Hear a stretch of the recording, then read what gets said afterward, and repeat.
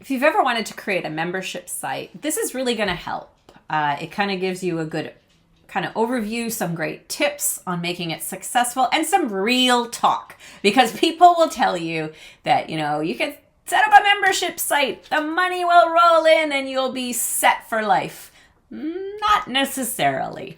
But we've got things that can make it a whole lot easier. So if you are just watching this video and you haven't watched the published course content video, I would recommend that you can watch this one first, but go back to that one because it's going to give you a lot of detail about the different types of components you might have in your membership site.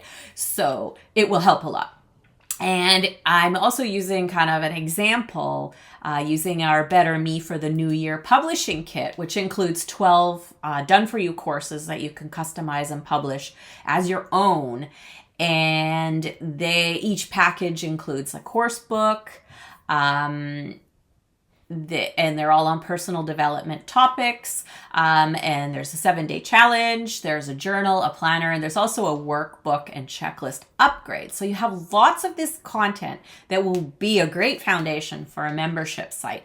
The topics are meant to take your customers through a year of improving their lives. There's goal setting, self-love, mindfulness, growth mindset, health and vitality, cultivating gratitude, strengthening relationships, embracing change and adaptability. Tons of great things foundational stuff that people need to know. So you have that content for a year's worth of membership. But I want to get a little real here right now, right? So I think I created my first membership in probably 2006, and that was Mum Masterminds. And I'm thinking a lot of our customers will remember that, may have been members, because I know that a lot of you guys are still around. And it was easier then. I am not going to lie to you. It was easier to put something up because there wasn't that many other membership sites. There wasn't that much other content either vying for attention. There also wasn't as much software that charges subscription fee, right? So now we are paying fees monthly for so many things.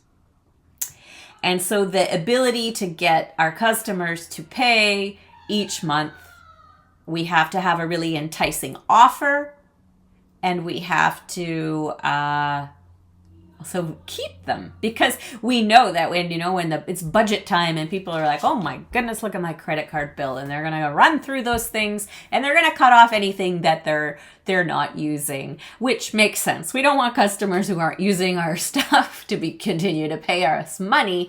But so we have to think about that. We have to be able to stand out. And one of the ways to stand out is to really hone in on a certain audience.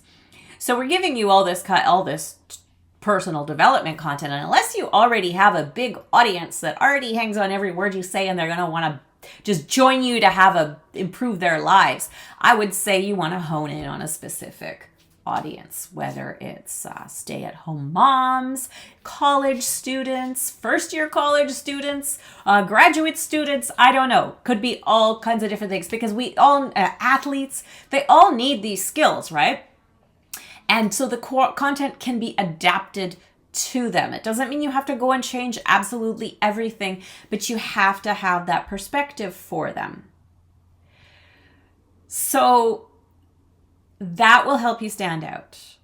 And another thing that you can do is that we've given you a year's worth of content. If it's your first membership, why not just do a 1-year membership?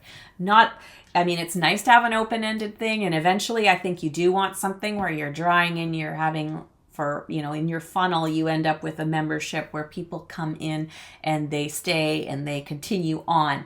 But for a first time trying it, why not just commit yourself to that 1 year, do a fabulous job, and then you can figure out where to go from that. And in that case, you would, charge a monthly fee to your customers, or I would say also offering them a one-time payment that saves them a ton of money and ensures, people are going to drop off after a few months. This way, they have paid, they're done for the year, they get to save money, and you have some cash up front as well.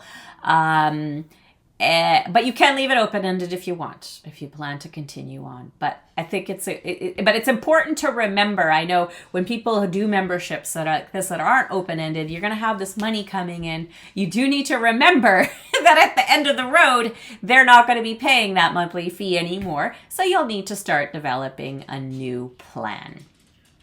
So it's also important to do the math for his little bit tippy-tappies of biscuit coming in and out as usual. I hope it's not too distracting. It's distracting me a little bit, but I'm just going to continue on. You might not even hear it. So, do some math.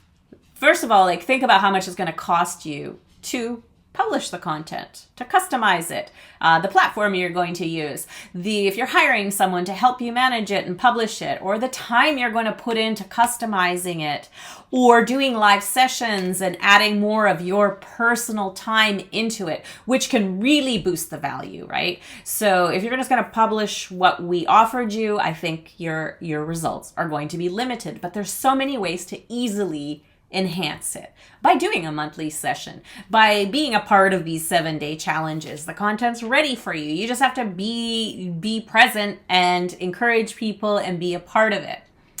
So value that time that you're putting into it. So think about if you were to charge, let's say $17 a month or $27 a month, or if you're offering a lot of boosted value, $47 a month, whatever it is. Think about how many members you would need to make that worthwhile. And that will help you, when you do a launch too. So say you need 100 members at $47 a month.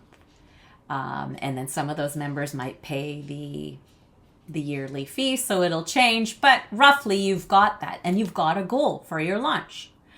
You'll also have to think about that people will drop up over time. So you're going to think about that as well, kind of factor that into maybe you have to bump up the number that you need to start with. But always be working to boost the value. So if you are going to do an open-ended membership, you do want to create ways, and even if you're not, of ways to keep the members, to keep them from leaving, and anything.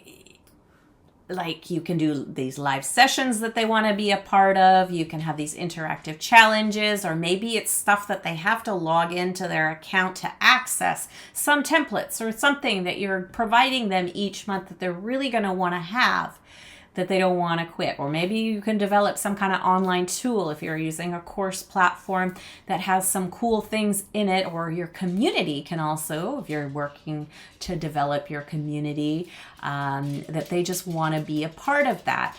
To develop a community, you can get volunteers to moderate and to also, seed topics and things like that, so that they really feel like they're a part of it and want to stay with it.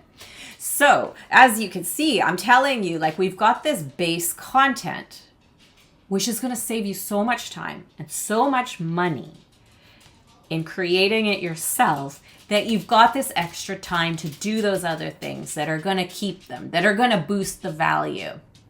So really focus on those things. You've got the basics and make them even better. So again, if you haven't watched the course publishing video, I do recommend, because I do break down the course books, what to do with them, what to do with the 7-day challenges, the journals, the planners, and if you get the workbook and checklist upgrade, what to do with that type of content. So it would be awesome to see you start a new membership in 2025. And we've got lots of advice on, creating buzz, starting up, doing your product launch and stuff like that. Come see us in the eKit Hub University community anytime you have questions or need help finding a resource that we have, because we've got tons of stuff for you.